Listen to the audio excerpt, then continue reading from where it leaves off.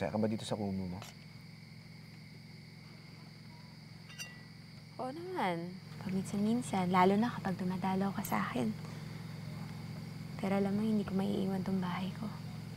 Dito na nakatirik ang bahay ko eh. Kahit na may bago kang bahay? Eh bakit naman ako magkakaroon ng bagong bahay? Eh, may bahay na ako. Bakit ba?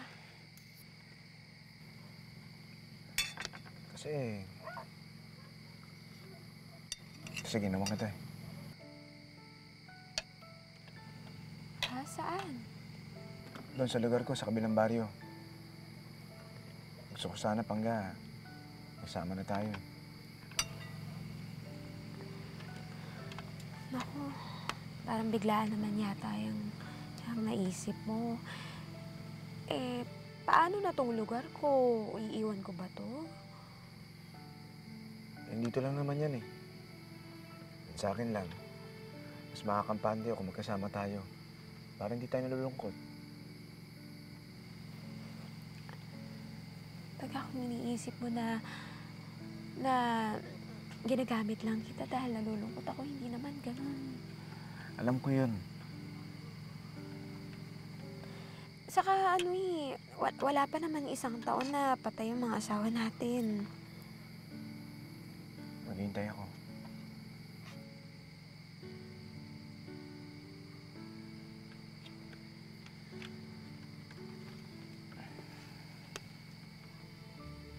Sige, pag-iisipan ko.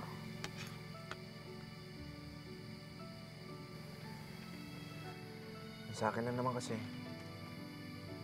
mas makakapante ako kung kasama kita. Kasi alam mo, ikaw nang bibigay sa akin ng rason para mabuhay pa. Nawala ng lahat sa akin. Pero dahil sa'yo, gusto ko mabuhay.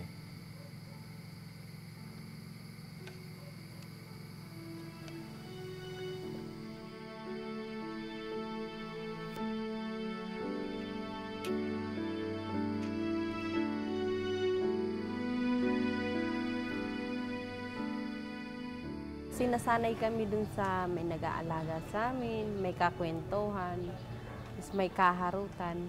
Nung naging kami, naalala namin uli yung dati naming buhay. Tapos nakapag-isip kami na bakit pa namin patatagalin kung meron ng dumadating na maganda naman opportunity.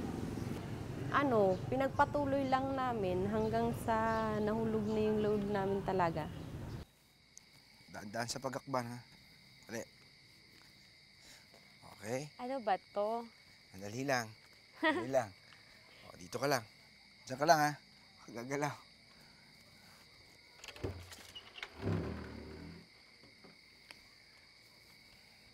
Buksan ko na, ha? Wow! Ang ganda naman! Gawa mo to? Oo, para sa'yo. Para sa bagong buhay natin. Ayos ah!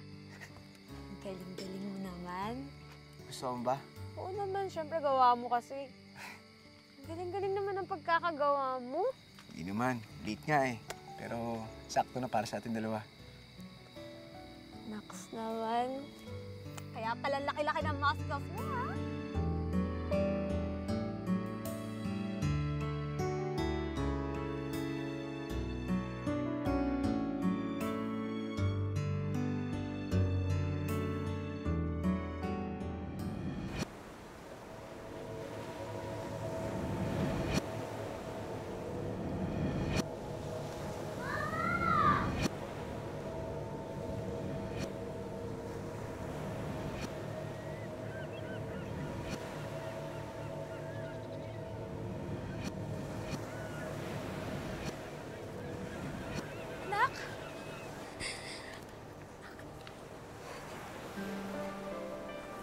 Sinusundo niyo na ba ako? Hindi po, Mama. Hinatid po namin kayo dito.